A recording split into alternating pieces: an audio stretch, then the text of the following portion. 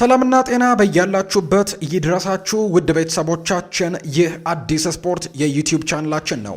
የዕለተ ቅዳሜ የማለዳ ስፖርት የመረጃ ሰዓታችንን ወደ እናንተ ልናደርስ እነሆ ዛሬም በድጋሚ ተገናኘን። የተለያዩ ስፖርታዊ ጉዳዮችን የምናነሳበት የዛሬ ፕሮግራምን እንዲሁ ሰብስክራይብ እና ላይክ እያደረጋችሁ ከኛ ጋር ቆይታን እንድታደርጉ ነው በአክብሮት የምንጋብዘው። ሀሳብ አስተያየት ካላችሁ ኮሜንት ቦክስ ላይ ጻፉልን። ዛሬ ተወዳጁ የእንግሊዝ ፕሪሚየር ሊግን ጨምሮ በሌሎችም የአውሮፓ ታላላቅ ሊጎች የሚጠበቁ ጨዋታዎች ይደረጋሉ። በተለይ በተወዳጁ የእንግሊዝ ፕሪሚየር ሊግ 35ኛ ሳምንት ጨዋታዎች ትናንትና ነው ጅማሯቸውን ያደረጉት።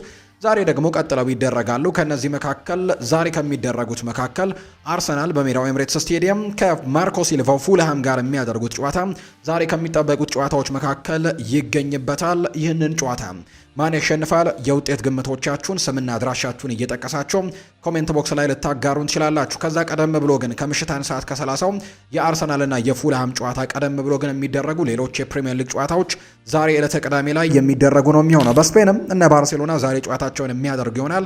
ስፖርታዊ ጉዳዮችን በስፋት እናነሳለን። ክለቦችን የተመለከቱ ስፖርታዊ ጉዳዮችንም የምናነሳ ነው የሚሆነው። ዩናይትድን የተመለከቱ፣ ከዛ ውጪ ቼልሲን፣ አርሰናልን፣ ማንቸስተር ሲቲን፣ ሊቨርፑልን፣ ሪያል ማድሪድን፣ ባርሴሎናን ጨምረን ሌሎችም አውሮፓ ላይ ትልልቅ የሚባሉ ስፖርታዊ ክንውኖችን የዝውውር ዜናዎችንም በስፋት የምናነሳ ነው የሚሆነው። ፉአድ ባህሩ ይህንን ፕሮግራም እየመራው ቆይታን አደርጋለሁ። ሀሳብ አስተያየቶቻችሁን እየጻፋችሁ ቪዲዮአችንን ላይክ እያደረጋችሁ ከኛ ጋር ቆዩ። ከመሸጋገሪያ በኋላ በድጋሚ እንገናኛለን። አብራችሁኝ ቆዩ።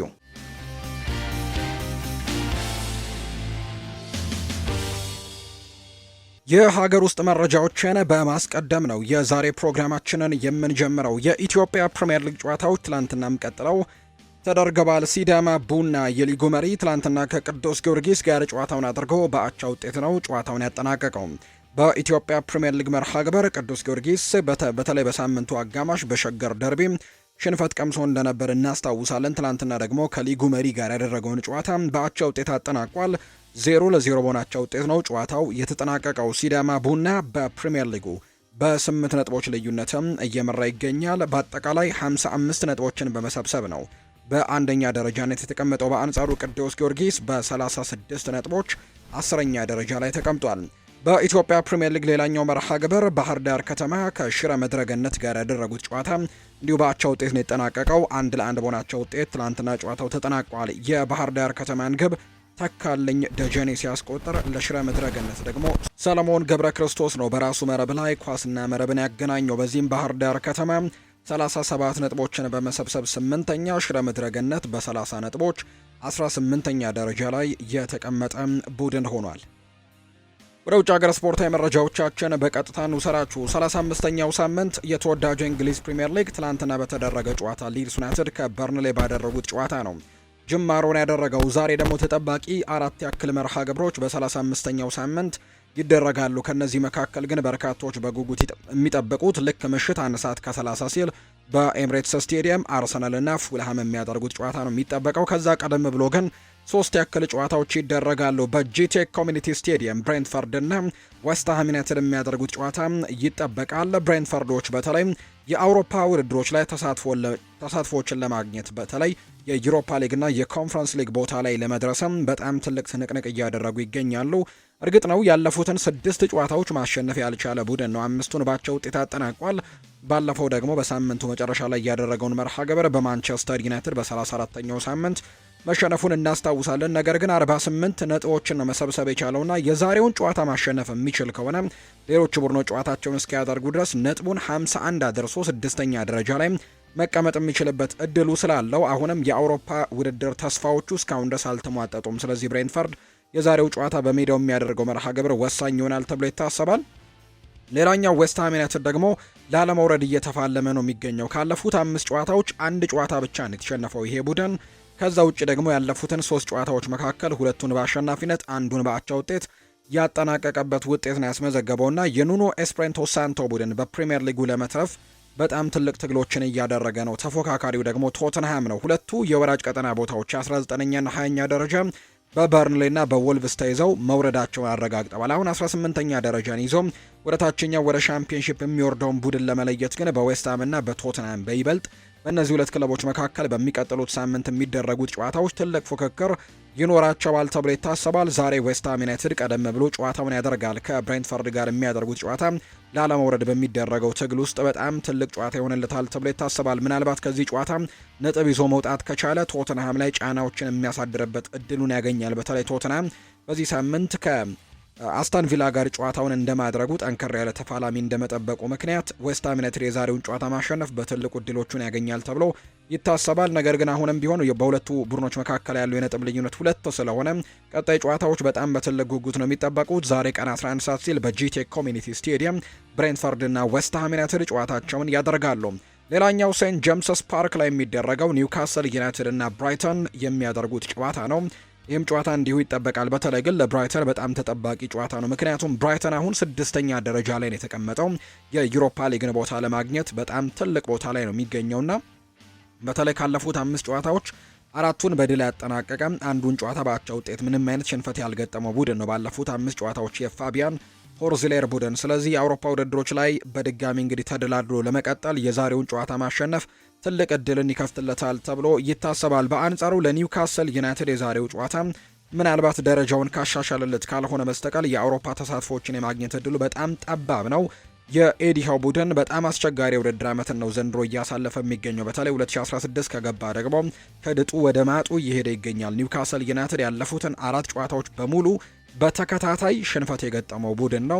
42 ነጥቦችን ሰብስቦ 14ኛ ደረጃ ላይ ነው የተቀመጠው። ምናልባት ዛሬ ጨዋታውን ማሸነፍ ነጥቡን 45 አድርሶ ምናልባት ከፓላስ በላይ ተቀምጦ 13ኛ ደረጃነትን መረከብ የሚችልበትን እድል ይሰጠው ይሆናል እንጂ ሌሎች ትልቅ ተጨማሪ ነገሮች ግን ይኖሩታል ተብሎ አይታሰብም። ለብራይተን ግን በተለይ የአውሮፓ ውድድሮች ላይ ለመቆየት ግን በጣም አስፈላጊ ጨዋታ ይሆናልና በሁለቱ ቡድኖች መካከል ትልቅ ትንቅንቅ ይደረጋል ተብሎ ይታሰባል።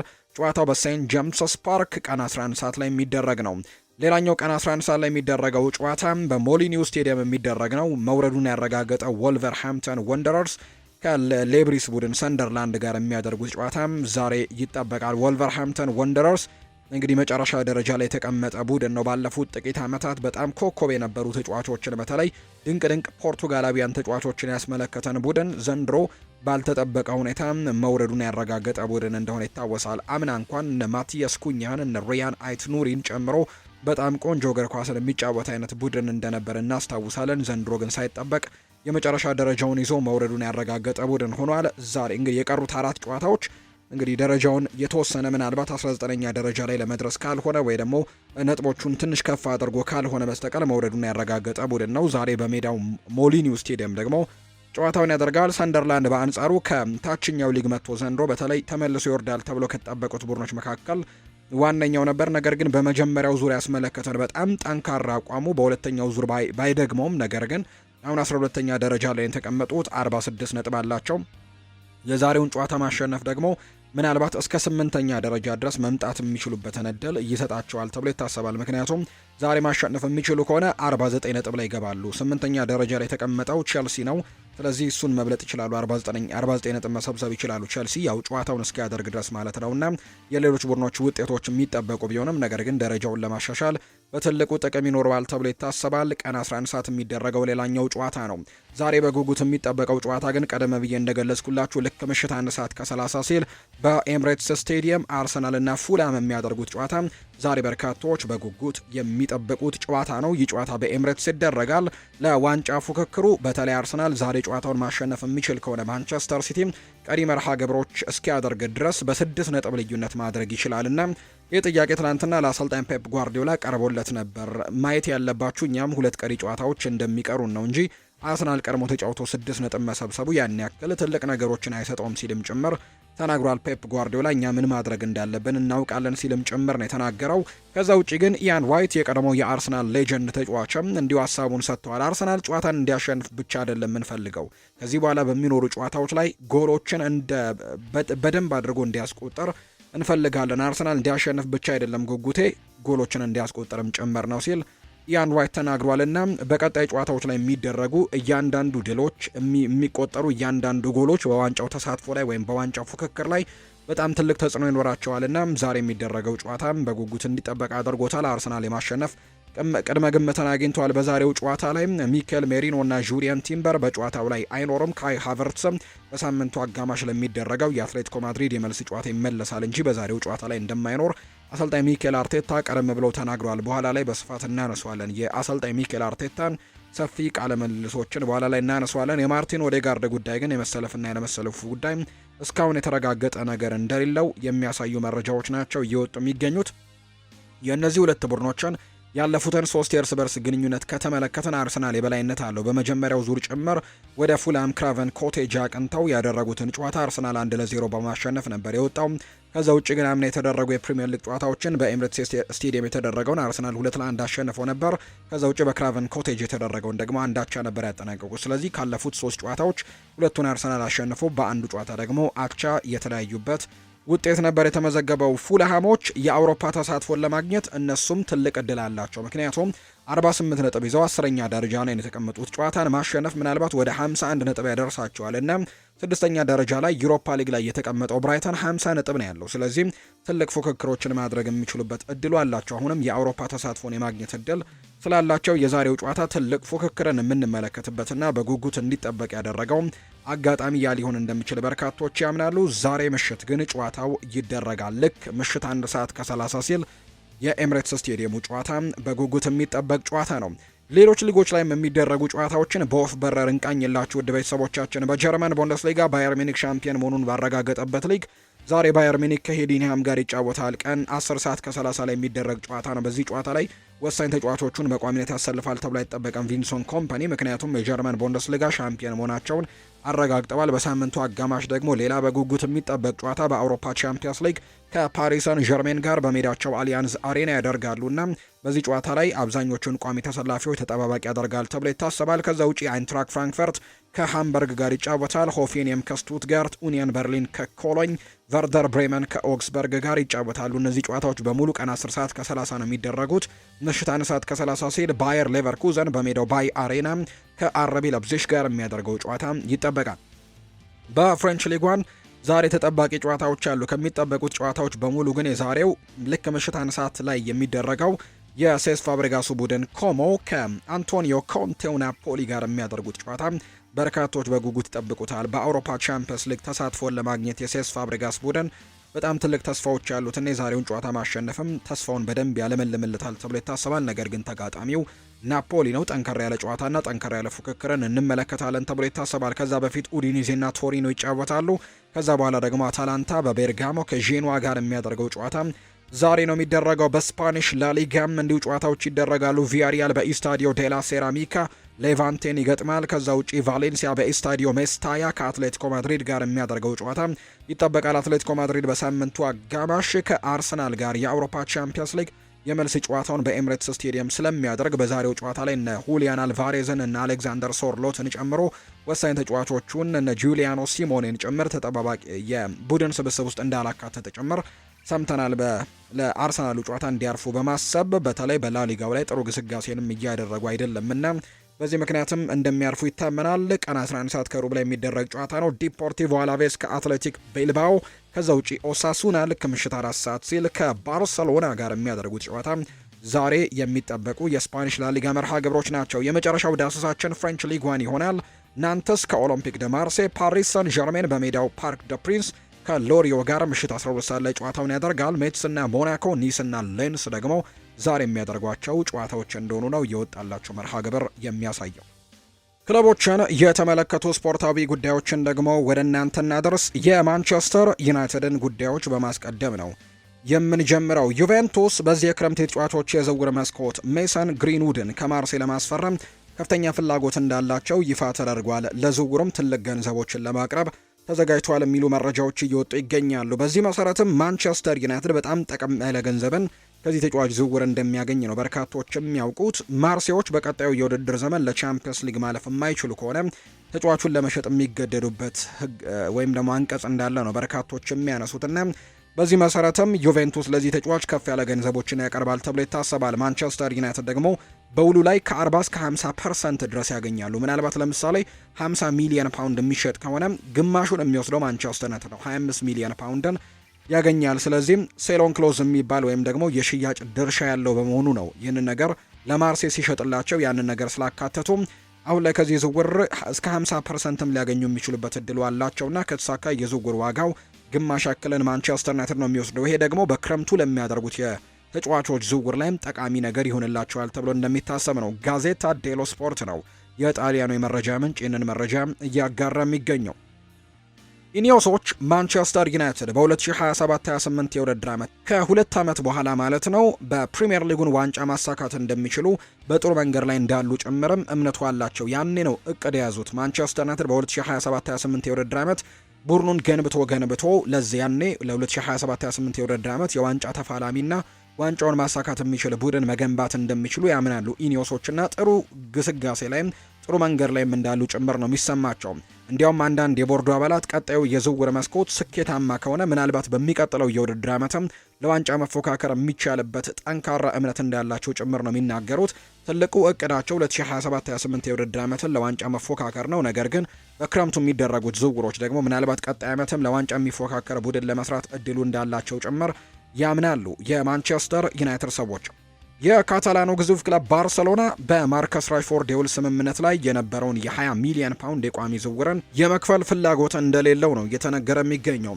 ክለቡ አሁን ላይ ለራሽፈርድ ተተኪ የሚሆኑ ሌሎች አማራጮችን እየተመለከተ እንዳለ ሰምተናል። ቢሆንም ግን የራሽፈርድ ወደ ካምፕኑ የመመለስ እድል ሙሉ በሙሉ ግን እንዳልተዘጋ ነው መረጃዎች የወጡት። ምናልባትም በድጋሚ በውሰት ውል ወደ ስፔን ሊያመራ የሚችልበት እድልም አሁን ላይ በጠረጴዛው ላይ ይገኛል ተብሏል። የባርሴሎና የፋይናንስ ሁኔታና የራሽፈርድ የወደፊት ቆይታ አሁንም ጥያቄ ውስጥም እንደሚገባ ጭምር ነው የተነገረው። ተጫዋቹ በባርሴሎና መቆየትን ይፈልጋል። ባርሴሎናዎችም ተጫዋቹ እያሳየ በሚገኙ አቋም ደስተኞች ናቸው። ነገር ግን ያንን ያክል ገንዘብ ግን መክፈል እንደማይፈልጉ ነው እየተነገረ የሚገኘው። ተጫዋቹ በማንቸስተር ዩናይትድ ቤት በድጋሚ እንመለከተዋለን ተብሎ አይጠበቅም። ምናልባት ባርሴሎና እንኳን ባይፈልግ ለሌሎች ክለቦች የመሸጥ እድሉ በጣም ሰፊ እንደሆነ ነው ደ ታይምስ የተባለው የመረጃ ምንጭ ይፋ ያደረገው። ማንቸስተር ዩናይትድ በክረምቱ አጥቂ ሊያስፈርም የሚችልበት እድሉ ሰፊ ነው ተብሏል። ጆሹዋ ዘርክዚ በዚህ ክረምት ክለቡን የሚለቅ ከሆነ ማንቸስተር ዩናይትድ በቤንጃሚን ሼስኮ ላይ የሚወድቀውን ጫና ለመቀነስም ሲባል ተቀያሪ ግብ አስቆጣሪ ወይም አጥቂ ተጫዋችን በገበያው ላይ በክረምቱ የመፈለግ እድል ይኖራቸዋል ተብሎ እንደሚታሰብ ነው መረጃዎች እየወጡ የሚገኙት። እስካሁን ግን ይሄ ነው የተባለ አጥቂ ስሙ እንዳልተነሳና ነገር ግን ማንቸስተር ዩናይትዶች በክረምቱ ግን አጥቂ ፍለጋም ወደ ገበያ ሊወጡ የሚችሉበት እድሉ እንዳለ ግን የሚያሳዩ መረጃዎች አሉ። ሌላኛው ከኤሊዮት አንደርሰን ጋር ዩናይትድ ስሙ በተደጋጋሚ እንደሚነሳ ይታወቃል። እርግጥ ነው ተጫዋቹ እንደሚነገረው ከሆነ ለማንቸስተር ሲቲ ነው ዝውውሩ በጣም ቅርብ እንደሆነ እየተገለጸ የሚገኘው። ኖቲንግሃም ፎረስት ለኤሊዮት አንደርሰን እየጠየቀውን 120 ሚሊዮን ፓውንድን ሊከፍል የሚችል ክለብም ይገኛል ተብሎ ግን አይታሰብም። በጣም ከበድ ያለ ገንዘብ እንደሆነ ጭምር ነው የሚያምኑት። በተለይ ደግሞ ሞይስ ካይሴዶ ከብራይተን ኤንድ ሆቭ አልቢየን ወደ ቼልሲ የተቀላቀለበት 115 ሚሊዮን ፓውንድ ለኖቲንግሃም ፎረስት ለዚህ ተጫዋች ለኤሊዮት አንደርሰን 120 ሚሊዮን ፓውንድን እንዲጠይቁ መነሻ እንደሆናቸው ነው የተነገረው። ኤሊዮት አንደርሰን ከሞይስ ካይሴዶ የተሻለ ገንዘብ ይገባዋል ብለው እንደሚያምኑ ነው የኖቲንግሃም ፎረስት ባለቤት የሆኑት ኢቫንጀሎስ ማሪናኪስ እየተናገሩ የሚገኙትና በዚህ መሰረትም ዩናይትድ እና ሲቲ ያንን ያክል ገንዘቦችን ያወጣሉ ወይ? ትልቅ ጥያቄ ምልክት ውስጥ ያለ ጥያቄ ነው። ይህንን ተከትሎ ማንቸስተር ዩናይትድ ምናልባት አማራጮችን ወደ ሌሎች ሊያዞር የሚችልበት እድሉ እንዳለ ይፋ ተደርጓል። ክለቡ የመሃል ሜዳውን ለማጠናከር በተለይ በርከት ያሉ አማራጮች እንዳሉት እናውቃለን። ከበድ ያለው ዝውውር ቢሆንም አሁንም ኦሪዮል ሹዋሜኒን እንደሚመለከቱ ይታወቃል። ሪያል ማድሪድ ይህንን ተጫዋች የመልቀቅ እድሉ በጣም ጠባብ እንደሆነ ብናምንም ነገር ግን ማንቸስተር ዩናይትድ ይህንን ተጫዋች ለማስፈረም እንቅስቃሴዎችን ያደርጋሉ ተብሎ ይታሰባል። አምና የነበረው የዝውውር መስኮት ላይ በጣም በትልቁ ሲፈልጉት የነበረው ካርሎስ ባሌባ አሁን በገበያው ላይ ይገኛል። በተለይ በጣም የተሻለው አማራጭ ወይም ደግሞ ሊመጣ የሚችል አማራጭ እንደሆነ ታምኖበታል። ምክንያቱም ከአምናው ገንዘቡ በጣም ዝቅ ብሏል። እርግጥ ነው አቋሙም እንደዛው ዝቅ እንዳለ ይታመናል።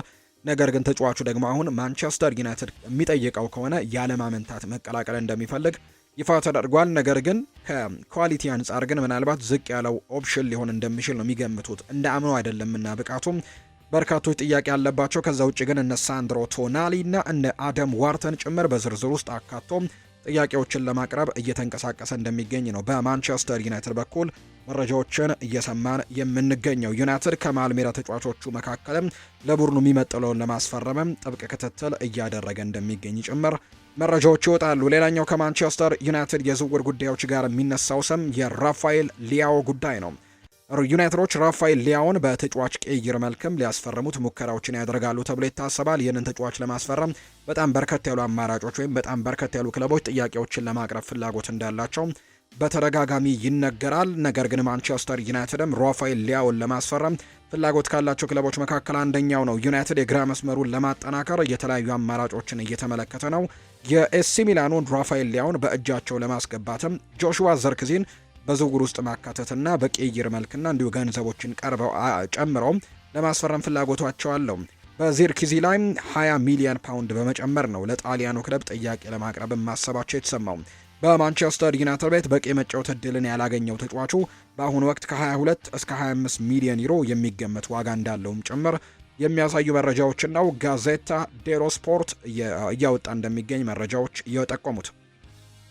ማይክል ካሪክ እሁድ ዕለት በተለይ የሚጠበቀው የላንክሻየር ደርቢ ጨዋታ ይደረጋል በኦልድ ትራፎርድ እና ከተቀናቃኛቸው ከታሪካዊ ባላንጣቸው ሊቨርፑል ጋር ነው ጨዋታውን የሚያደርጉትና ከዛ ጨዋታ ቀደም ብሎ ሰፊ ሀሳቦችን ያነሳበትን ጋዜጣዊ መግለጫን ትላንትና አጋርቷል። ከማታያስ ኩኛህ ጋር በተያዙ ነገሮችን አንስቷል። ማታያስ ኩኛህ የተወሰኑ ልምምዶችን አድርጓል። ለጨዋታው ዝግጁ መሆኑም እርግጠኛ ባንሆንም የሚመለስበት እድሉ አለ ሲል ነው የተናገረው ማይክል ካሪክ። ማታያስ ዳሊትን በተመለከተም ገና ነው፣ በዚህ ጨዋታ ላይ አይሳተፍም።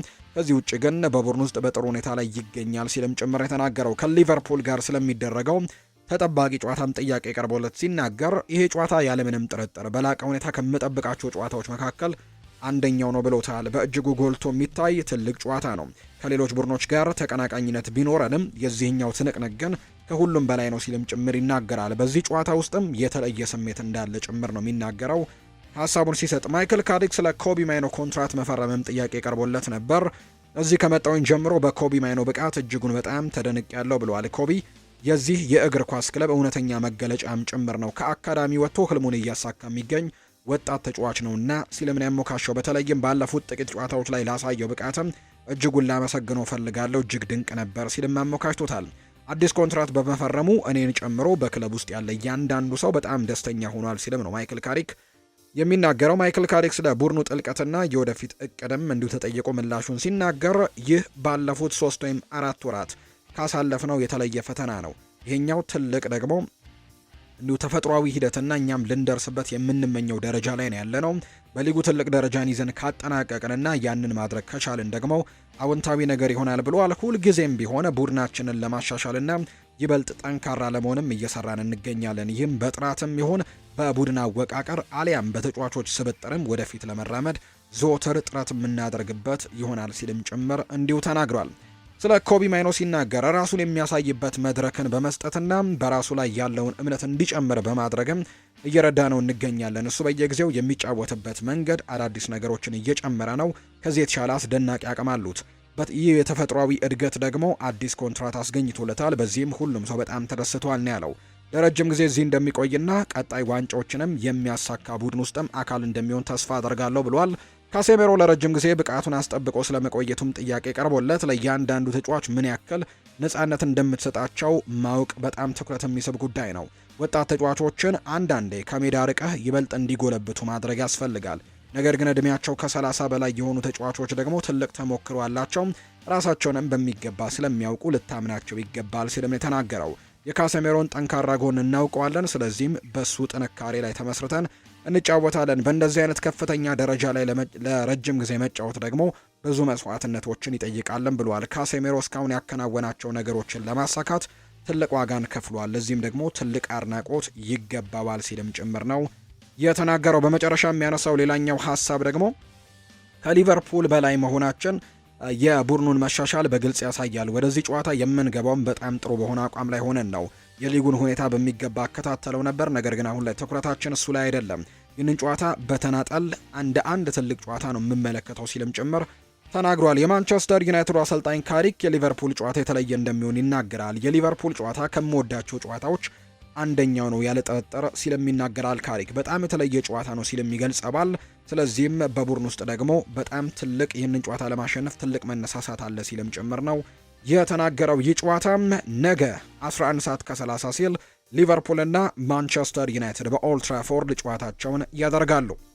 ብሩኖ የወሩ ምርጥ ተጫዋች ተብሏል። የእንግሊዝ ፕሮፌሽናል ተጫዋቾች ማህበር የደጋፊዎች የወሩ ምርጥ ተጫዋች ይፋ ሲደረግ በዚህ መሰረትም የዩናይትዱ ካፕቴን የሆነው ብሩኖ ፈርናንዴስ የመጋቢት ወር ምርጥ ተጫዋች በመባል ተመርጧል። የካቲት ወር የደጋፊዎች ምርጥ ተጫዋች በመሆን ቤንጃሚን ሼስኮ ማሸነፉ ይታወሳል። በድጋሚ ከማንቸስተር ዩናይትድ ብሩኖ ሚጌል ፈርናንዴስ ማሸነፉን ነው የተመለከት ነው።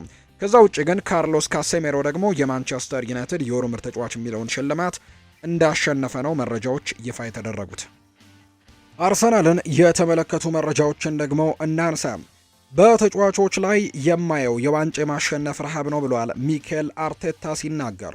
የፕሪሚየር ሊጉ መሪ አርሰናል አሰልጣኝ የሆነው ሚኬል አርቴታም ወደ ተጫዋቾች ሲመለከት የማሸነፍ ረሃብ ይታየኛል ሲሉ ይናገራሉ።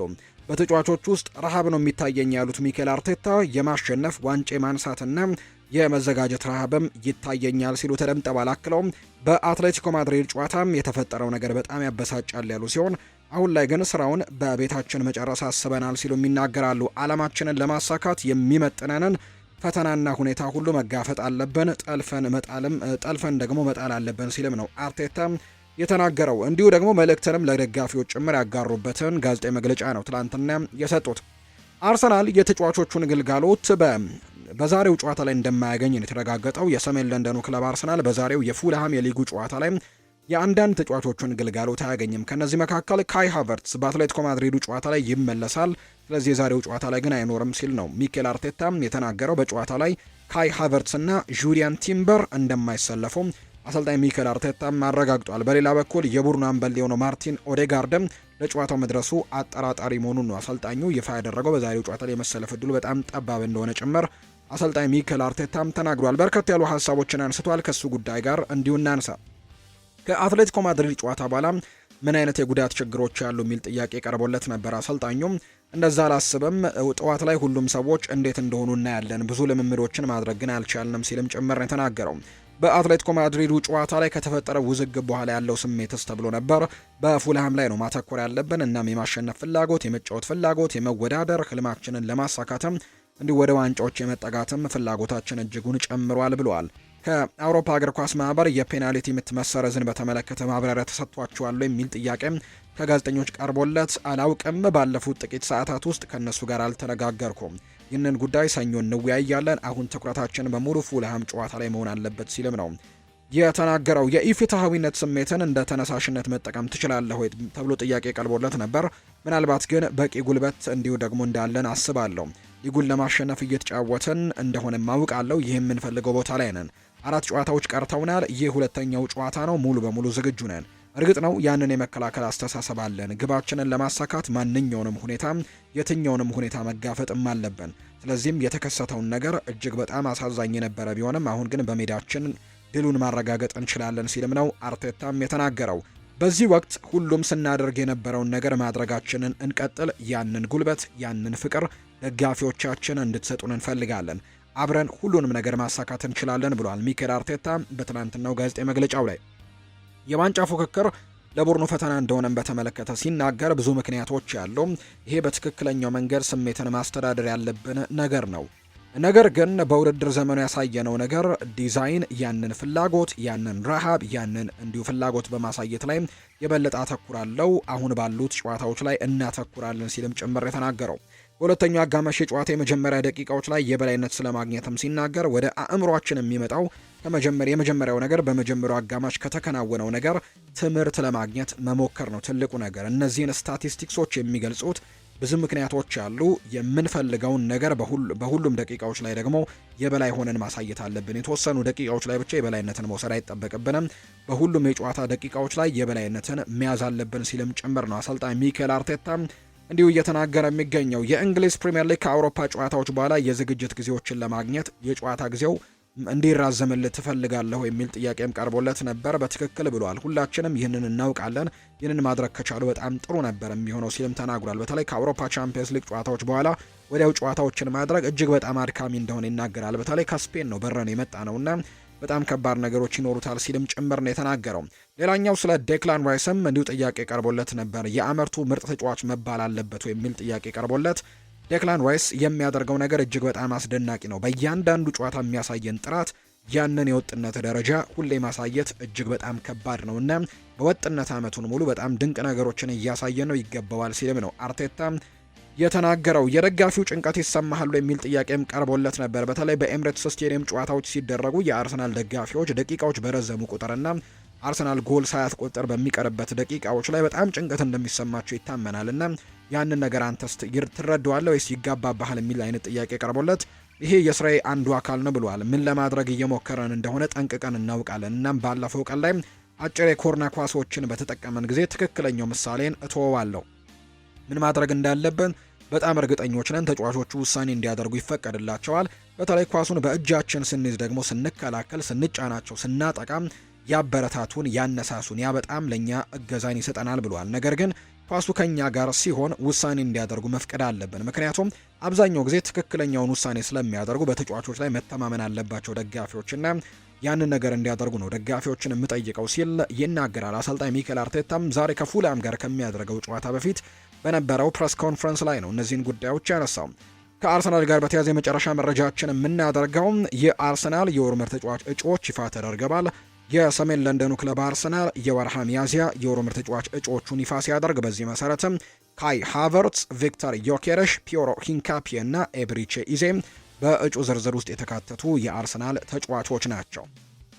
የቼልሲን ጉዳዮች እናንሳም። ከቼልሲው አሰልጣኝ ካሉም ማክፋርለን ጋር በተያዘ አንዳንድ ሀሳቦቹን አጋርቷል። ስለ ኤንዞ ፈርናንዴስ ወደ ማድሪድ ሄዶ ቴኒስ መመልከቱን በተመለከተ ጥያቄ ቀርቦላቸዋል ከጋዜጠኞች። በተለይ ከማድሪድ ጋር ስሙ እየተነሳ ስለሆነ ወደ ማድሪድ የሚያደርጋቸው እንቅስቃሴዎችን በሙሉ የተመለከቱ ጥያቄዎች ይቀርባሉና የጋዜጠኞችም ለካሉም ማክፋርለን ከሚያደርጉት ጨዋታ በፊት በዚህ ሳምንት ከሚያደርጉት ከኖቲንግሃም ፎረስት ጋር ከሚደረገው ሰኞኑ ጨዋታቸውን የሚያደርጉት ከዛ ጨዋታ በፊት ነበር ጥያቄ የቀረበላቸው። ሰሞኑን በነበረ አንድ የቴኒስ ውድድር ላይ ኤንዞ ፈርናንዴዝን ጨምሮ ሌሎችም የቡድን አጋሮቹ በእርግጥ ተገኝተዋል የቼልሲ ተጫዋቾች እና በዛ ውድድር ላይ ወደ ማድሪድ መሄዱን በተመለከተ ጥያቄ ቀርቦለት ነበር። ለወንዶቹ 3 ቀናት ረፍት ሰጥተናቸው ነበር። እናም ደግሞ አሁን ላይ ቡድኑ ስለ አንድነታችን ብዙ ነገር እንደሚያሳይ አሰብኩኝ። እነሱም አብረው ሄዱ። ወደ ማድሪድ ቴኒስ ለመመልከት ብቻ ነው የሄዱት። በዚህ ውስጥ ምንም ችግር አላየሁበትም ሲልም ጭምር ነው ካሉም ማክፋርለን ሀሳቡን የሰጠው። ሌላኛው ካሉም ማክፋርለን ስለ ቼልሲ የቡድን ስሜትም ጥያቄ ቀርቦለት ነበር። በጥሩ ብቃት ላይ ካልሆንክና ውጤት ካልተገኘ ሁልጊዜም ከባድ ነው። አንድ ድል የቡድኑን ስሜትና አየርም እንዴት እንደሚቀይረው ማየት ያስደንቃል ሲልም ተናግሯል። በተለይ በኤፍኤ ካፕ የፍጻሜ ተፋላሚ መሆናቸውን አረጋግጠዋል። ሊድስ ዩናይትድን በማሸነፍና የክለቡን ድባብም ጭምር እንደቀየረውና ቀጣይ ጨዋታዎችን ለማሸነፍም ትልቅ መነሳሳት እንደሚሰጣቸው ጭምር ነው ካሉም ማክፋርለን የተናገሩት። ስለ ቻምፒየንስ ሊግ እንዲሁ አሁን መግባት የማይቻል መሆኑንም እንዲሁ ተናግረዋል። እንዲህ ማለት ትክክል ይመስለኛል ብለዋል። እኛ ግን ጨዋታዎችን እንዲሁ ማሸነፍ የለብንም፣ እንዲሁ ማሸነፍ ነው ያለብን። ሌላ ምንም ነገር ማሰብ የለብንም። መሳካት የሚችል ከሆነ ይሳካል፣ ካልሆነ ግን በጣም ከባድ ነገር ቢሆንም ነገር ግን በጨዋታዎች ላይ ትኩረት ማድረግ ይኖርብናል ሲል ነው ካሉም ማክፋርለን ሀሳቡን እየሰጠ የሚገኘው። የሊቨርፑል ጉዳዮችን ደግሞ እናንሳ። ሊቨርፑል ሊጉን ማሸነፍ የሚችል አሰልጣኝ አለው ብለዋል ጄሚ ካራገር ሲናገር። የቀድሞ የሊቨርፑል ተጫዋችና አሁን በተንታኝነት እየሰራ የሚገኘው ጄሚ ካራገር አሰልጣኝ አርነ ስሎት ሊጉን ማሸነፍ የሚችሉ መሆናቸውን ነው የተናገረው። ብዙ ክለቦች ሊጉን ማሸነፍ ይችላል ብለው ያመኑበት አሰልጣኝ ለማምጣት እየፈለጉ ነው ያለው ካራገር፣ እኛ ሊቨርፑል ግን ቀድሞውኑ አለን ብሏል። ባለፉት 10 ዓመታት ሊቨርፑል ከሊጉ መራቁን ያስታወሰው ካራገር አምና ሊጉን አሸንፈናል፣ ስለዚህ ይህንን ደግሞ አስከፊ ዓመትም ማርሳት እንችላለን። በሚቀጥለው የውድድር ዓመት የተሻለ ቡድን መስራት ይችላል አሰልጣኝ አርነ ስሎት ነው መቀጠል ያለበት ሲልም ጭምር ይናገራል። ፕሪሚየር ሊጉን ማሸነፍ የሚችል አሰልጣኝ እንዳለንም እርግጠኛ ነኝ ሲልም ጭምር ነው ጄሚ ካራገር ስለ አርነ ስሎት ሀሳቡን የሰጠው። ሌላኛው አርነ ስሎት ከላንክሻየር ደርቢ ከማንቸስተር ዩናይትድ ጋር ከሚደረገው ጨዋታ አስቀድሞ ሰፋ ያሉ ቆይታዎችን ትናንትና ከጋዜጠኞች ጋር አድርጓል። በፕሬስ ኮንፈረንስ ላይ የተለያዩ ጉዳዮችን አንስቷል። ስለ አሊሰን ቤከር ጥያቄ ቀርቦለት ተናግሯል። እስካሁን ከኛ ጋር ልምምድ አልጀመረም ሲል ነው ያረጋገጠው። ምናልባት ዛሬ የሚደረጉ ነገሮችን እንመለከትና በጨዋታው ሊሰለፋል አይሰለፈም የሚለውን ጉዳይ እንወስናለን ሲል ነው የተናገረው። እስካሁን ግን ልምምዶችን አልጀመረም ብሏል። ምናልባት የሚመለስ ከሆነ እንመለከታለን። የትኛውም ተጫዋች ላይ ግን ሪስክ መውሰድ የለብንም ሲልም ነው የተናገረው። ስለ አሊሰን ቤከር የመሰለፉ ጉዳይ ሲናገር አርነ ስሎት ስለ ማንቸስተር ዩናይትድም እንዲሁ ተናግሯል። ሁልጊዜም ቢሆን እያንዳንዱ ጨዋታ በሊጉ ደረጃ ላይ ተጽዕኖ እንዳለው አውቃለሁ። ስለዚህ ጉዳይ ስለ ማንቸስተር ዩናይትድ ብቻ አይደለም። ጨዋታው ትልቅ እንደሆነ እናውቃለን። ይህም ዩናይትድ ስለሆነ ብቻ ሳይሆን የቻምፒየንስ ሊግ ተሳትፎ እንዲሁ ለማግኘትና በሊጉ በተቻለ ደረጃ ላይም ከፍተኛ ደረጃን ይዞ ለመጨረስ ስለምንፈልግ ነው። በመጀመሪያ ግጥሚያ ጨዋታን ማሸነፍ ፈልገን ነበር፣ ነገር ግን አልተቻለም። ስለዚህ አሁን የምንፈልገው በተቻለ መጠን ከፍተኛ ደረጃ ላይ ሆነን ለማጠናቀቅ መሞከር አለብን ሲል ነው አርነ ስሎት የተናገረው። ስለ ሙሐመድ ሰላህም ጥያቄ ቀርቦለት ነበር። በእርግጠኝነት በዚህ ጨዋታ ላይ እንደሌለም ተረጋግጧል። ስለሞ እንደምናውቀው ጤነኛ ሲሆንም ሆነ ጉዳት ላይ ሲሆን ወደ ሜዳ ለመመለስ በጣም ጠንክሮ ነው የሚሰራው። ብዙውን ጊዜ ከሌሎች የተሻለ የአካል ብቃት አለው። ስለዚህም በውድድር ዘመኑ ማብቂያ አካባቢ ላይ ይመለሳል ብለን ነው የምንጠብቀው። ለማንቸስተር ዩናይትዱ ጨዋታ ላይ ግን እንደማይኖር ነው ያረጋገጡት አሰልጣኝ አርነ ስሎት። ዶሚኒክ ሶቦስላይ ሁሌም ዝግጁ የሆነ ተጫዋች ነው። ስለዚህም ከማንቸስተር ዩናይትድ ጋር ለሚደረገው ጨዋታ ከመቼውም ጊዜ በላይ ዝግጁ ነው ሲሉ ተናግረዋል አሰልጣኝ አርነ ስሎት።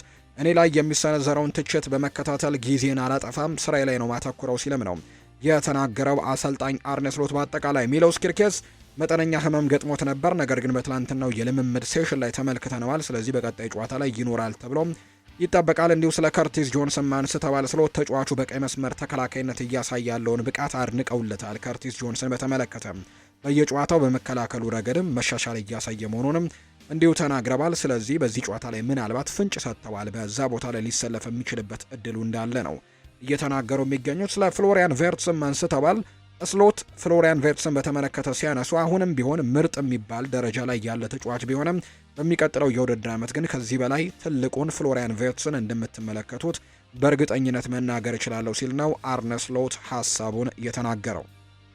የማንቸስተር ሲቲን ጉዳይ እናንሳ። ማንቸስተር ሲቲን መልቀቄ ይጸጽተኛል ብለዋል ስፔናዊው ተከላካይ አይመሪክ ላፖርት ነው ይህን ሀሳብ የሰጠው። ማንቸስተር ሲቲን ለቆ መሄዱ እንደሚጸጽተው ነው የተናገረው። ወደ ሳዑዲ አረቢያ በመሄዱ ይጸጸት እንደሆነ የተጠየቀው ላፖርት የምጸጸተው የዓለም ምርጡን ክለብ ማንቸስተር ሲቲን በመልቀቅ እንጂ ሳዑዲ ሊግ በመሄድ አይደለም ሲል ይናገራል። የዚህን ክለብ ዋጋና ተጫዋቾችን የሚንከባከቡበት መንገድን የምትረዳው ክለቡን ለቀ ስትሄድ ብቻ ነው ሲል አይመሪክ ላፖርት ይናገራል። ክለቡን አመስጋኝ ነኝ፣ መጥፎ ነገር መናገር አልችልም፣ ምክንያቱም ካለፍኩበት ምርጥ ነገሮች አንደኛው ነበር ሲል አይመሪክ ላፖርት ጨምሮ ተናግሯል።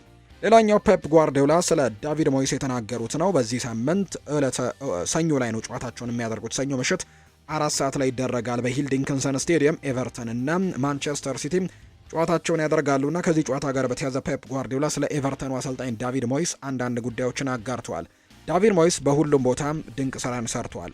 አሁንም ቢሆን በዚህ እድሜው የማሰልጠን ፍላጎት አለውና ያ በጣም ጥሩ ነገር ነው ሲል ነው ፔፕ ጓርዲዮላ የተናገረው። በቻምፒየንስ ሊግ ግማሽ ፍጻሜ ላይ የነበሩ ሁሉም ክለቦች በጥሩ ሁኔታ ላይ ተጫውተዋል ብለዋል። በዚህ ሳምንት የተደረጉ የግማሽ ፍጻሜ ጨዋታዎችን ሲናገርም በፈረንሳይ ሊግ ክለቦች የጨዋታ መርሃ ግብር ሲደራረብባቸው የተወሰኑ ጨዋታዎች ወደ ሌላ ጊዜ ይራዘምላቸዋል እና ይሄ ነገር በእንግሊዝ ፕሪሚየር ሊግ ላይ ቢደረግልህ ምን ይመስላል የሚል ጥያቄም ቀርቦለት ነበር ለፔፕ ጓርዲዮላ።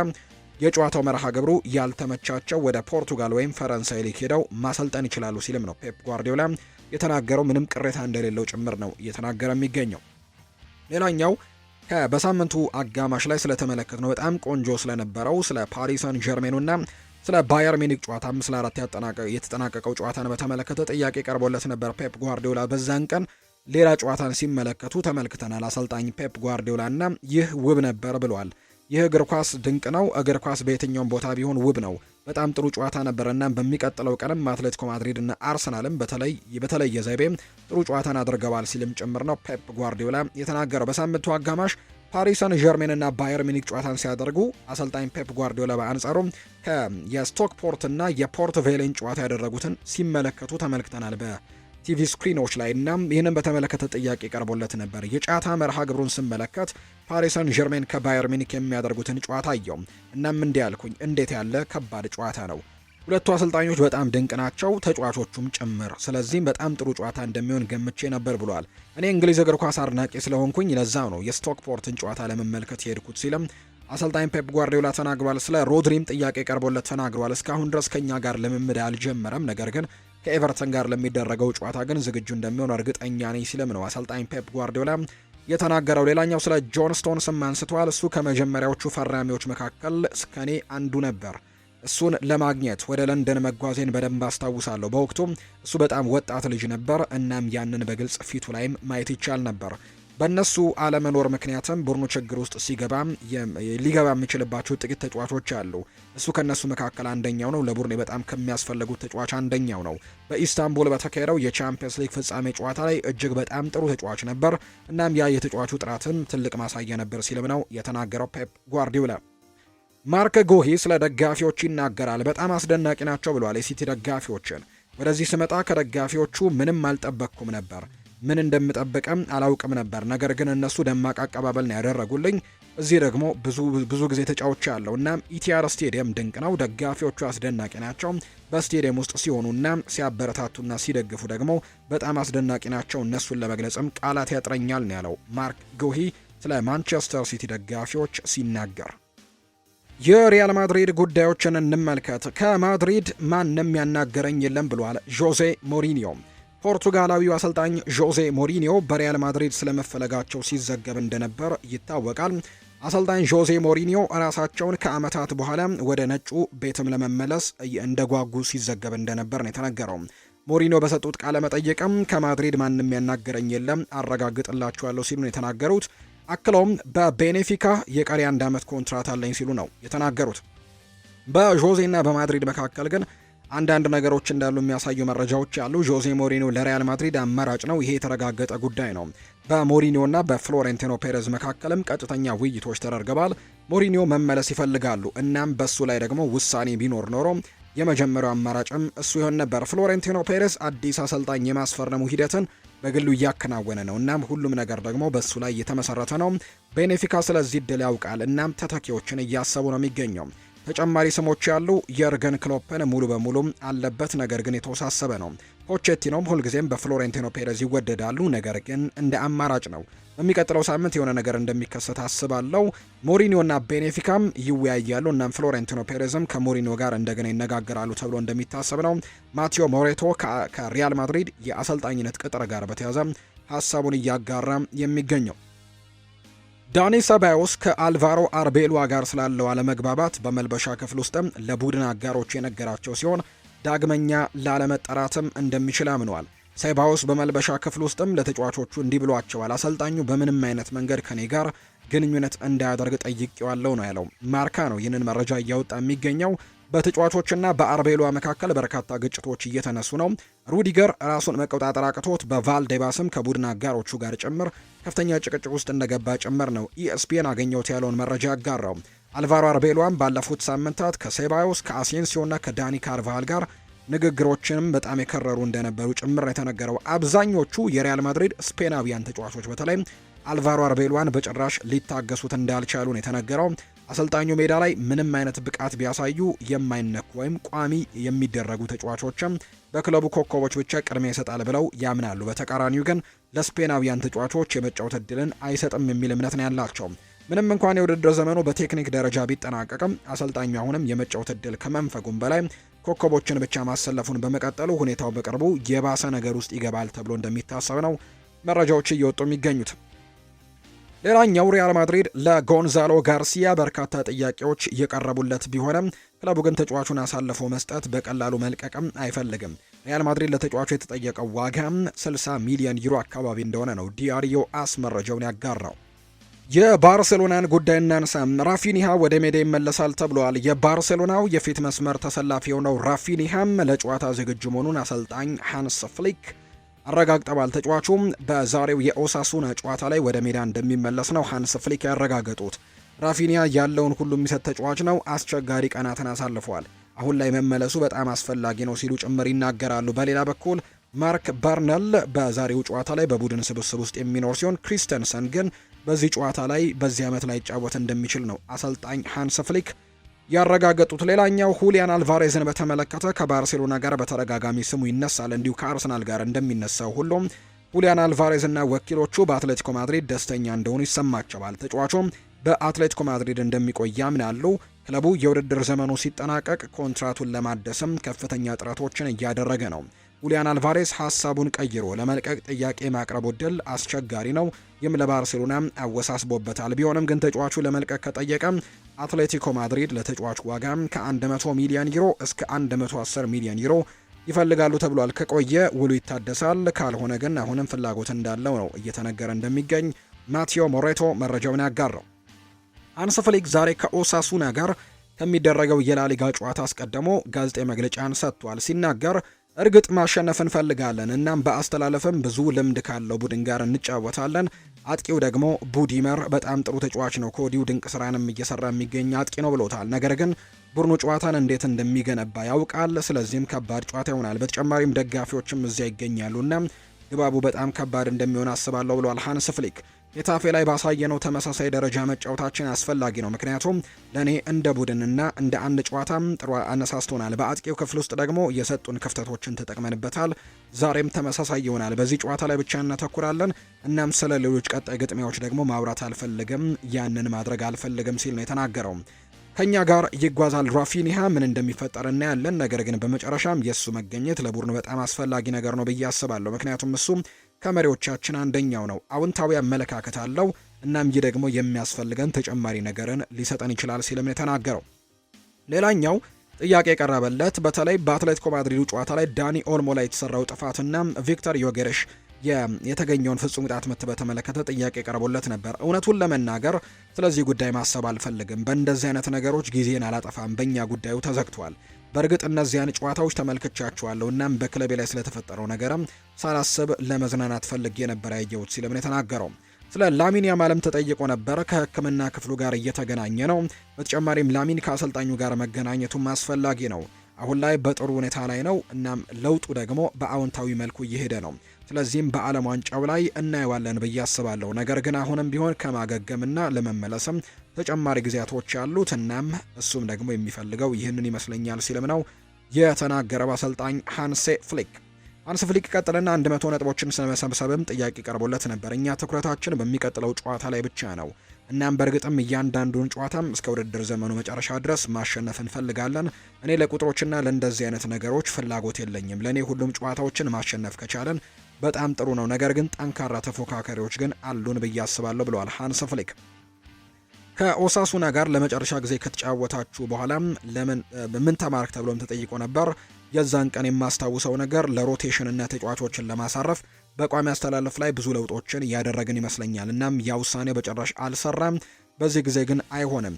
እኛ አሁን ላይ በጥሩ መንፈስ ላይ ነን ብዬ አስባለሁ። ነገር ግን ኦሳሱና ጥሩ እንቅስቃሴዎችን እያደረጉ መሆኑን አውቃለሁ። በሚቀጥለው የውድድር ዘመን በአውሮፓ መድረክ የመሳተፍ እድልም አላቸው። ይህ ደግሞ ቀድሞ በጣም ከባድ ጨዋታ እንዲሆንብን ያደርጋል ብለዋል። ስለ ሮበርት ሌቫንዶስኪም ጥያቄ ቀርቦለት ነበር ሃንስ ፍሊክ። እኛ ተነጋግረናል፣ ነገር ግን ይህ በመካከላችን ያለ ጉዳይ ነው፣ ይፋ የሚደረግ አይደለም። አሁን ላይ ትኩረታችን በቀሩት 5 ጨዋታዎች ላይ መሆን አለበት። አመቱ ሲያልቅ ደግሞ ተነጋግረን የሚወሰነው ውሳኔ ይፋ ይደረጋል ሲል ነው የተናገረው ሃንስ ፍሊክ። በዚህ ሳምንት በቻምፒየንስ ሊግ ፓሪስ ሳን ዠርሜን እና ባየር ሚኒክ ያደረጉትን ጨዋታ ያየኸው ነገር በባርሴሎና መፍጠር የሚቻል ይመስላል የሚል ጥያቄ ቀርቦለት ነበር። አዎ 100% ሲልም ነው ሃንስ ፍሊክ የተናገረው። ሌላኛው ስለ የተናገረው ነገር ሻቪ ጥሩ አፈጻጸም እያቀረበ ነው፣ እሱ የሚያሳየው ነገር ደግሞ በጣም አደንቃለሁ። እናም ይህ ደግሞ የኛ መንገድ ነው፣ እሱን የምንይዝበት መንገድ ነው ሲልም ጭምር ይናገራል። ስለ ሻቪም ስፖርት ሲናገር ለኔ በሚቀጥለው የውድድር ዘመን ለቦታው በጣም ጥሩ አማራጭ ይሆናል። እናም በእርግጥም ለሚቀጥሉት ጨዋታዎችም አማራጭ ነው ብሎለታል። ሰዎች በየቀኑ ያመሰግኑኛል፣ እናም ደግሞ ይህ ድንቅ ነው። በጣም አመስጋኝ ነኝ። ለኔ ክብር ነው። እናም እንደ ባርሴሎና ያለ ክለብን ስታሰለጠን ሁሉም ነገር ዋንጫዎችን ስለማሸነፍ ብቻ ነው። እናም እኔና ሰራተኞቼ ያንን ነገር ለማሳካት ነው ምን ሞክረው ሲልም ነው የተናገረው ሃንስ ፍሊክ። ዋንጫዎችን ለማሸነፍ ምርጡ ቡድን ያስፈልገናል።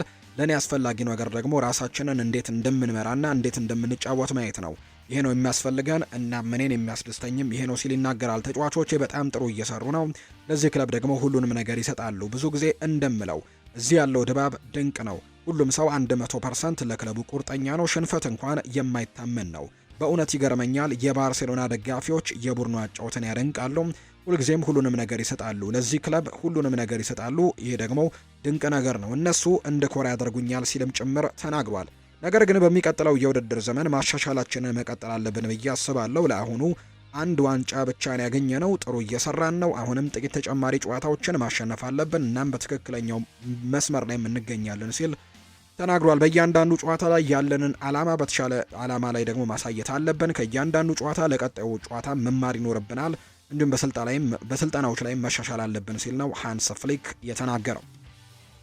ባስቶኒ ባርሴሎና ተፈላጊ የተከላካይ ስፍራ ምርጫ እንደሆነ ይታወቃል። የኢንተር ሚላኑ የተከላካይ ስፍራ ተጫዋች ባስቶኒ ባርሳን ለመቀላቀልም ከወዲሁ ተስማምቷል የሚሉ መረጃዎችን ማቴዎ ሞሬቶ ይፋ አድርጓል። ምንም እንኳን የኮንትራቱ ጉዳይ እስካሁን አይጠበቅም። ተጫዋቹ ባርሴሎና ከፍተኛ የተከላካይ ኢላማ ሲሆን ዋጋው እስከ 60 ሚሊዮን ዩሮ ይገመታል። ነገር ግን የመጨረሻው ውሳኔ የሚወሰነው በአሰልጣኝ ሃንስ ፍሊክ ነው። እሱም የግራ ወይስ ደግሞ የቀኝ እግር የመሃል ተከላካይ ይፈልግ እንደሆነ መምረጥ ይኖርበታል። ከዛ በኋላ የሃንስ ፍሊክ ጉዳይ የሚረጋገጥና የሚጠናቀቅ እንደሆነ ጭምር የሚያሳዩ ሪፖርቶች እየወጡ ይገኛሉ። አችራፍ ሀኪሚ አለህ ማለት 3 ተጫዋቾች እንዳሉህ ቁጠረው ብለዋል ሉዊስ ኤንሪኬ ሲናገሩ። የፓሪስ ሰን ዠርሜኑ አሰልጣኝ ሉዊስ ኤንሪኬ ለአችራፍ ሀኪሚ ያላቸው ከፍተኛ አድናቆትን የገለጹለት ሀኪሚ ሞሮኮዊ ማሽን ያሉት ሉዊስ ኤንሪኬ እሱ አለህ ማለት 3 ተጫዋቾች ያሉህ እንደማለት ነው ሲል ያደንቁታል።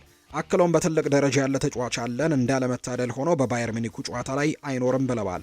ስለ ባየር ሚኒኩ ጨዋታ ያነሱት ሉዊስ ኤንሪኬ በፓሪስ ሰን ዠርሜን አሰልጣኝነት የገጠምኩት ጠንካራ ክለብ ባየር ሚኒክ እንደሆነ አስታውሳለሁ ሲልም ነው የተናገሩት። በሚቀጥለው ጨዋታ ላይ አችራፍ ሀኪሚ በጉዳት ምክንያት እንደማይሰለፍ ተረጋግጧል። በመልሱ ጨዋታ ላይ በዛ ጨዋታ ላይ ያለመሰለፉ በጥቂቱ ይጎዳናል ሲሉ ነው የፓሪስ ሰን ዠርሜኑ አሰልጣኝ ሉዊስ ኤንሪኬ የተናገሩት። ምናልባት በዛ ቦታ ላይ ዋረን ዛይር ኤሚሪ እሱን ቦታ ተክቶ ሊጫወት እንደሚችል ነው ፍንጭ የሰጡት። ጋላት ሳራይ ሁለቱ ፖርቱጋላዊያንን ከማንቸስተር ክለቦች ለማስፈረም እቅድ ይዟል። የቱርኩ ክለብ የአውሮፓ ታላላቅ ክለቦችን ለመቀላቀል በሚያደርገው ጥረት ብሩኖ ፈርናንዴዝን ከማንቸስተር ዩናይትድ፣ በርናርዶ ሲልቫን ከማንቸስተር ሲቲ በአንድ ላይ ለማስፈረምም እቅድ አለው ነው የተባለው። የክለቡ ፕሬዝዳንት የሆኑት ዶርሱን ኡዝቤክ በቡድን ውስጥም ትልቅ ለውጥን ለማድረግም በማቀድ የዩናይትዱን አምበል በዝርዝራቸው ውስጥ እንዲሁም የሲቲውን አምበል በዝርዝራቸው ውስጥ አካተውታል። ክለቡ ለፖርቱጋላዊያኑ አማካይም ትልቅ የዝውውር ሂሳብን ለማቅረብም እየተዘጋጀ መሆኑን ነው የተነገረው። አሰልጣኝ ማይክል ካሪክ በዩናይትድ ቀጣይነቱን ባይረጋገጥም ብሩኖ ግን በኦልትራፎርድ ለመቆየት ፍላጎቱ አለው ተብሏል። በርናርዶ ሲልቫ ከ9 ዓመታት ስኬታማ ቆይታ በኋላ በማንቸስተር ሲቲ ያለው ውል አጠናቆ በዚህ ክረምት በነፃ ዝውውር እንደሚለቅ በይፋ አረጋግጧል። ክለቡ ግን ለበርናርዶ በአመት 15 ሚሊዮን ዩሮ የሚደርስ ከፍተኛ ደሞዝ ለማቅረብ መዘጋጀቱን የተነገረው ጋላታሳራይ ይህንን ተጫዋች ለማግኘትም ከሀገር ውስጥ ተቀናቃኙ ፌነርባቼ እንዲሁም ከባርሴሎናና ከዩቬንቱስ ከሳዑዲ ፕሮ ሊግ ክለቦችና ከሜጀር ሊግ ሶከር ክለቦች ጋርም ፉክክር ይጠብቃቸዋል ተብሏል። ተጫዋቹ ግን በአውሮፓ መቆየትን ምርጫውን ያደርጋል። ጋላታሳራይ በቀጣይ የውድድር ዘመን በቻምፒየንስ ሊግ ጠንካራ ተፎካካሪ ለመሆን በማሰብ ነው እነዚህን 2 ፖርቱጋላዊያን ተጫዋቾችን በአንድ ላይ ለማምጣትም ወይም ለማስፈረምም እየጣሩ የሚገኙ። ዝውውሩ ከተሳካ በቱርክ እግር ኳስ ታሪክ ውስጥ ምናልባት ከታላላቅ የዝውውር ክስተቶች መካከል አንደኛው ሊሆን እንደሚችል በርካቶች ግምቶቻቸውን እየሰጡ ነው የሚገኙት። የተወደዳችሁና የተከበራችሁ ቤተሰቦቻችን ለዛሬ ያዝንላችሁ አዳዲስ ስፖርታዊ ጉዳዮቻችን እነዚህን ይመስላሉ። ስላደመጣችሁን፣ ስለተከታተላችሁን፣ ቆይታችሁን ከኛ ጋርም ስላደረጋችሁ እጅግ ከልብ አድርገን ነው የምናመሰግነው። ፉአድ ባህሩ የዛሬውን ፕሮግራም እየመራው ከእናንተ ጋር ቆይታን አድርግ ያለው። በቀጣይ ፕሮግራሞቻችን ሌሎች ስፖርታዊ ጉዳዮችን፣ ሌሎች አዳዲስ መረጃዎችን አካተን በድጋሚ ተመልሰን የምንገናኝ ይሆናል። ለዛሬ ግን ስላደመጣችሁኝ፣ ስለተከታተላችሁኝ ቆይታችሁም ከኛ ጋር ስለነበር ከልብ አድርጌ ነው የማመሰግነው። በቀጣይ ፕሮግራሞቻችን ሌሎች ስፖርታዊ ጉዳዮችን፣ ሌሎች አዳዲስ መረጃዎችን አካተን በድጋሚ ተመልሰን እንገናኛለን። እንዳይረሳም ዛሬ በተወዳጁ የእንግሊዝ ፕሪምየር ሊግ የ35ኛ ሳምንት ጨዋታም ተጠባቂ መርሃ ግብሮች የሚደረጉ ነው የሚሆነው። ከነዚህ መካከል ምሽት 1 ሰዓት ከ30 ላይ የሚደረገው በኤሚሬትስ ስቴዲየም የሚደረገው የአርሰናልና የፉልሃም ጨዋታ እጅግ በጉጉት ይጠበቃል። ምሽት 1 ሰዓት ከ30 ነው የሚደረገው። ከዛ ቀደም ብሎ ግን ብሬንትፈርድ ከዌስትሃም ዩናይትድ፣ ኒውካስል ዩናይትድ ከብራይተን እና ወልቨርሃምፕተን ወንደረርስ ከሰንደርላንድ ጋር ጨዋታቸውን ያደርጋሉ። በፍሬንች ሊግ 1 ተጠባቂ ጨዋታ ፓሪስ ሰን ዠርሜን እና ሎሪዮ ጨዋታቸውን ያደርጋሉ። በጀርመን ቡንደስሊጋ ቀደም ብሎ ቀን ላይ ጨዋታ መመልከት የምትችሉ ከሆነ ቀን 10 ሰዓት ባየር ሚኒክ እና ሄዲንሃም የሚያደርጉት ጨዋታ እንዲሁ አለ። በጣሊያን ሴሪኤ ደግሞ ምናልባት የኮሞና የናፖሊን ጨዋታ መመልከት የምትፈልጉ ሰዓቱ ምሽት 1 ሰዓት ላይ የሚደረግ ነው። በስፓኒሽ ላሊጋ የባርሴሎና ጨዋታ ምሽት 4 ሰዓት ላይ ከኦሳሱና ጋር የሚደረግ መርሃ ግብር ነው። እነዚህ ጨዋታዎችን እንድትከታተሉ በአክብሮት እንጋብዛለን። እኛ በነገው ጠዋት ፕሮግራማችን በድጋሚ ስንገናኝ የእነዚህን የጨዋታ ውጤቶችና ከጨዋታው ጋር የተያዙ አንዳንድ ጉዳዮችን ጨምረን የአውሮፓ ትልልቅ ክለቦችን የተመለከቱ የዝውውር ጉዳዮችን አንስተን በድጋሚ እንገናኛለን። ለዛሬ ግን እዚህ ጋር አበቃን። መልካም ጊዜ፣ መልካም ቀን እንዲሆንላችሁም ነው በአክብሮት የምመኘው።